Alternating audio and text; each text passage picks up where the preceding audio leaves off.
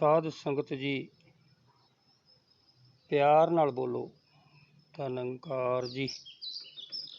तो संतो गुरमुखो महात्माओं आओ सारे मिल के विचार करिए कि इंसानी जामा बड़े भागां नाल मिलिया। 84 लाख जून भुगतण तो बाद और इहदी प्राप्ति का जो लक्ष्य जो मकसद है वो है कि 84 लाख का जो बंधन है वो कटिया जाए। जिस कारण वास्ते शरीर मिले वो काम किया जाए। प्राणी तो आए हो लाहा लैन लगों कित को फकड़े तेरी मुकदी चली रहना कि तू लाहा लैन वास्ते आया सी, बंदगी करने वास्ते भगती करने वास्ते आया सी कि बंदगी करके भगती करके इस प्रभु परमात्मा नूं पा के 84 का जो बंधन है कट जाए। गुरबाणी का एक श्लोक है सुखमनी साहब विच, संत शरण जो जन परै सो जन उधरन हार। संत दे जो चरना विच आ जाता है, सतगुरु के चरना विच आ जाता है, उहदा ही उधार हुंदा है, उहदा ही पार उतारा हुंदा है। फिरत फिरत प्रभ आयो पर्यो तो शरनाए, नानक की प्रभ बेनती अपनी भक्ति लाए। कि हे प्रभु हे सतगुरु निरंकार, मैं तेरी शरण च सारा संसार घूम घुमा के देख लिया, फिर के आया, हुण मैं तेरी शरण च पिया हाँ ते मेरी कृपा कर, मेरी लाज रख, मैनू इस भवजल इस 84 के बंधन तो आज़ाद कर, मुक्त कर। सो संतो आओ, ये जो 84 का फंदा है, बंधन है, ये केवल ते केवल संत जनों महात्माओं ये सतगुरु की कृपा नाल ही कटिया जा सकता, वरना नहीं। जितना भी इतिहास रब्बी संतां महात्मा के भगतां दे सानू पढ़न नूं सुनन नूं मिलते हैं, रात दिन यही आवाज़ आ रही है कि सतगुरु ही इन्हां बंधनों तो मुक्त करा सकता है, वरना किसी भी तरीके नाल बंदा भगती बंदगी कर रहा है ये बंधन कटन वाला नहीं। हाँ, सुख सुविधावां ये मिल सकदियां ने, जो मंगोगे ये दे देगा, कृष्ण महाराज जी भी कह रहे हैं, लेकिन मोक्ष मुक्ति ये तो पूर्ण सतगुरु की शरण तो बगैर नहीं मिलती। सो लिखा भी है कि करण करावन हार प्रभ एक है दूसर नाही कोई, नानक तिस बलिहारने जल थल मयल सोए। मैं बलिहारी जावां, वारे वारे जावां कि वो जलों थलों जंगलों बेलियां च वास है, वस रहा है, लेकिन ये जो प्राप्ति है, जो इनू पाना है, वो सतगुरु की कृपा नाल। जो सतगुरु कृपा करता, मेहर करता है, उदों इसकी प्राप्ति होंदी है, और इसकी प्राप्ति करके फिर ये जीवन सफला होंदा है।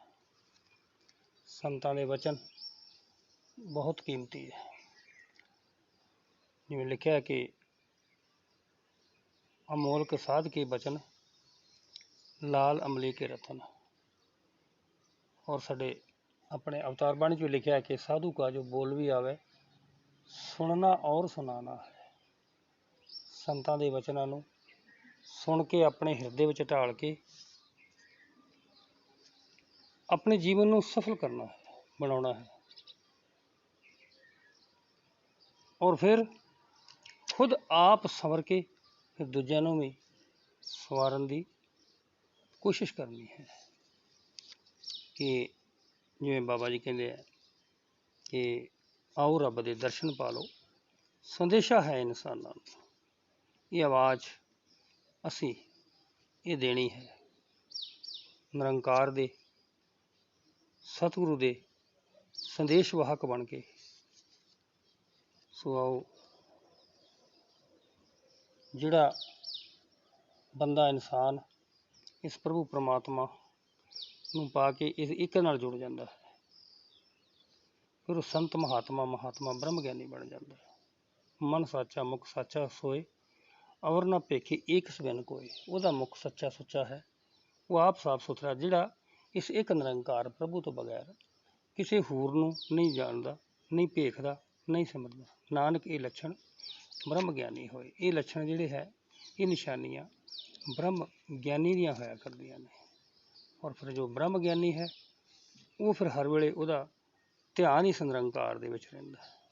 ਜਿਵੇਂ ਲਿਖਿਆ ਹੈ ਕਿ ਬ੍ਰਹਮ ਗਿਆਨੀ ਕਾ ਭੋਜਨ ਗਿਆਨ। ਉਹ ਫਿਰ ਉਹਦਾ ਜਿਹੜਾ ਭੋਜਨ ਹੈ, ਖੁਰਾਕ, ਉਹ ਭੋਜਨ ਇਹ ਸਿਮਰਨ, ਸਤਸੰਗ, ਇਹਦੀ ਚਰਚਾ, ਮਹਿਮਾ, ਉਹਦਾ ਧਿਆਨ ਹੀ ਰਹਿੰਦਾ ਹੈ। ਔਰ ਐਸੇ ਸੰਤ ਮਹਾਤਮਾ ਬ੍ਰਹਮ ਗਿਆਨੀ ਦਾ ਫਿਰ ਜੀਵਨ ਸਫਲ ਹੋ ਜਾਂਦਾ ਹੈ, ਸੰਸਾਰ ਤੇ ਆਉਣਾ ਸਫਲ ਹੋ ਜਾਂਦਾ ਹੈ। ਸੋ ਇਸ ਵਾਸਤੇ ਆਓ, ਕਿਰਪਾ ਕਰੋ, ਮਿਹਰ ਕਰੋ ਕਿ ਅਸੀਂ ਜਨਮ ਸਫਲ ਕਰਨਾ ਹੈ।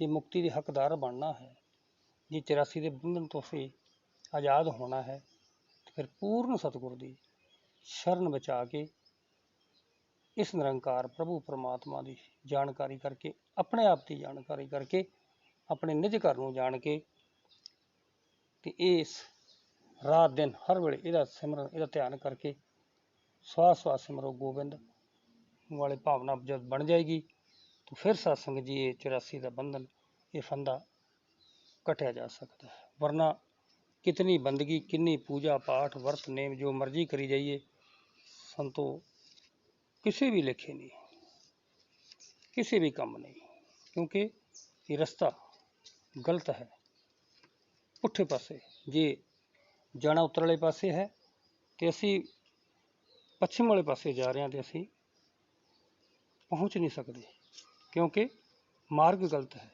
ਰਸਤਾ ਗਲਤ ਹੈ। ਸੱਚਾ ਰਸਤਾ ਜੋ ਸੰਤ ਮਹਾਤਮਾ ਦੱਸ ਰਹੇ ਹੈ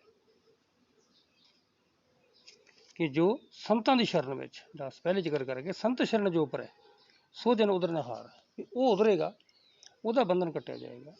ਜੋ ਸੰਤ ਦੀ ਸ਼ਰਨ ਵਿੱਚ ਪਹੁੰਚ ਜਾਏਗਾ, ਜੋ ਗੁਰੂ ਦੀ ਸ਼ਰਨ, ਸੰਤ ਸਤਿਗੁਰੂ ਨੂੰ ਕਿਹਾ ਗਿਆ, ਇਹ ਨਹੀਂ ਕਿ ਮਾਲਾ ਪਾ ਕੇ, ਲੰਮੇ ਲੰਮੇ ਚੋਲੇ ਪਾ ਕੇ ਸੰਤ ਤੁਰੇ ਫਿਰ ਜੰਗਲਾਂ 'ਚ ਬੈਠੇ, ਕਿਤੇ ਵੀ ਚਲ ਜਾਓ, ਇੱਧਰ ਗੰਗਾ ਯਮੁਨਾ, ਕਿਤੇ ਵੀ ਚਲ ਜਾਓ, ਗੋਦਾਵਰੀ ਚਲ ਜਾਓ, ਬੜੇ ਬੜੇ ਤੀਰਥਾਂ 'ਤੇ ਸੰਤ ਬੈਠੇ, ਉਹ ਸੰਤ ਨਹੀਂ। ਉਹ ਤਾਂ ਲਿਖਿਆ ਹੈ ਕਿ ਭੇਖ ਦਿਖਾਵੇ ਜਗਤ ਕੋ ਲੋਗਨ ਕੋ ਬਸ ਕੀਨ, ਅੰਤ ਕਾਲ ਕਾਤੀ ਕਟਿਓ ਨੇ ਬਾਸ ਨਰਕ ਮੈਲੇ ਨੇ। ਉਹਦੇ ਨਰਕਾਂ ਦੇ ਅਧਿਕਾਰੀ ਹੈ। ਸਤਿਗੁਰੂ ਕਿਰਪਾ ਕਰਦਾ, ਜਦੋਂ ਮਿਹਰ ਕਰਦਾ ਗੁਰੂ, ਉਦੋਂ ਇਹ ਗੱਲ ਬਣਦੀ ਹੈ, ਉਦੋਂ ਇਹ ਬੰਧਨ ਕੱਟਦਾ ਹੈ, ਉਦੋਂ 84 ਦਾ ਫੰਦਾ ਕੱਟਦਾ ਹੈ। ਕਿਉਂਕਿ ਲਿਖਿਆ ਵੀ ਹੈ ਕਿ ਸੰਤ ਸੰਗ ਅੰਤਰ ਪ੍ਰਭ ਡੀਠਾ, ਨਾਮ ਪ੍ਰਭ ਕਾ ਲਾਗਾ ਮੀਠਾ, ਸਗਲ ਸਮਗਰੀ ਇਕਸ ਘਟ ਮਾਹੇ, ਅਨਕ ਰੰਗ नाना दृष्ट नाए, नौनिध अमृत प्रभ का नाम, देही में एक इसका विश्राम, सुन समाद अनहत तय नाद, कौन ना जाई अचरज विषाद, तिन देखा जिस आप दिखावे, नानक तिस जन सोझी पावे। जिससे कृपा कर दोगे, जिससे मेहर कर दोगे, फिर ये आप कृपा करता है कि फिर दर्शन होंगे। इस जो निरंकार परमात्मा किरपा करता, फिर एक गुरु ਨੂੰ ਬੁਲਾਉਂਦਾ ਹੈ, ਸਤਿਗੁਰੂ ਨੂੰ। ਸਿਰ ਉੱਪਰ ਡਾਠਾ ਗੁਰਬ ਸੂਰਾ, ਨਾਨਕ ਤਾਂ ਕੇ ਕਾਰਜ ਪੂਰਾ। ਕਿ ਜਿਹਦੇ ਸਿਰ ਉੱਤੇ ਡਾਢਾ ਗੁਰੂ ਪੂਰਾ ਹੈ, ਉਹਦੇ ਕਾਰਜ ਰਾਸ ਹੁੰਦੇ ਨੇ, ਉਹਦਾ ਜੀਵਨ ਸਫਲ ਹੁੰਦਾ ਹੈ, ਬਗੈਰ ਸਤਿਗੁਰੂ ਤੋਂ ਨਹੀਂ। ਫਿਰ ਹੁੰਦੇ ਆ ਇਹ ਲੋਕ ਸੁਖੀਆ ਪਰਲੋਕ ਸਹੇਲੇ, ਨਾਨਕ ਹਰ ਪ੍ਰਭ ਆਪੇ ਮੇਲੇ। ਇਹ ਆਪ ਮੇਲ ਮਿਲਾਉਂਦਾ ਹੈ, ਇਹ ਆਪ ਗੁਰੂ ਨੂੰ ਮਿਲਾ ਕੇ ਆਪਣੇ ਆਪ ਨੂੰ ਜੋ ਛੁਪਾਇਆ ਹੈ, ਇਹ ਸਾਹਮਣੇ ਫਿਰ ਲੈ ਕੇ ਆਉਂਦਾ ਹੈ।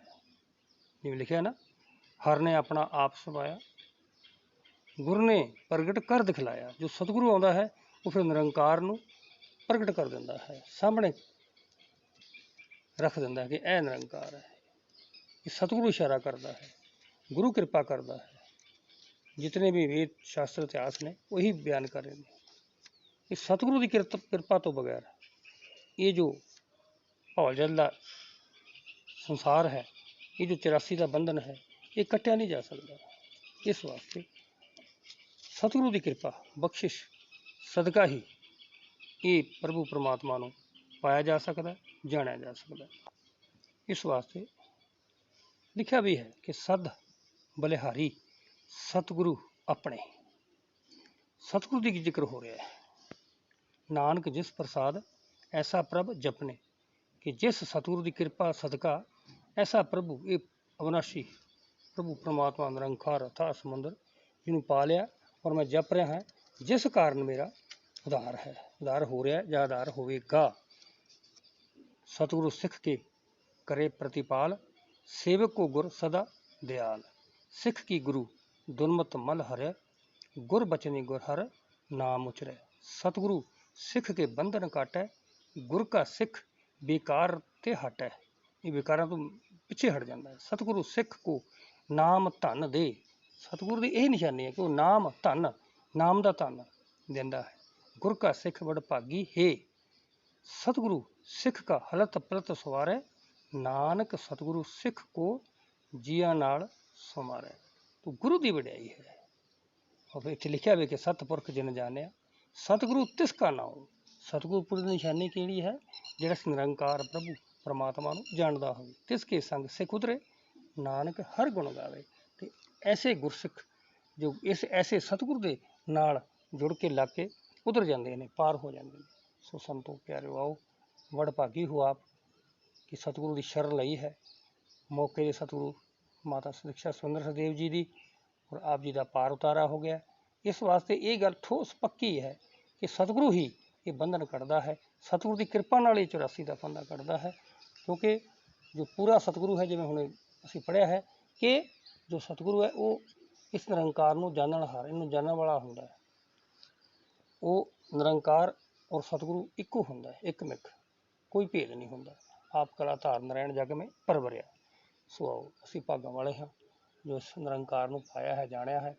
हर वेले इसदा ध्यान करदे होए, सिमरन करदे होए आखिरी दम तक तोड़ निभ जावे।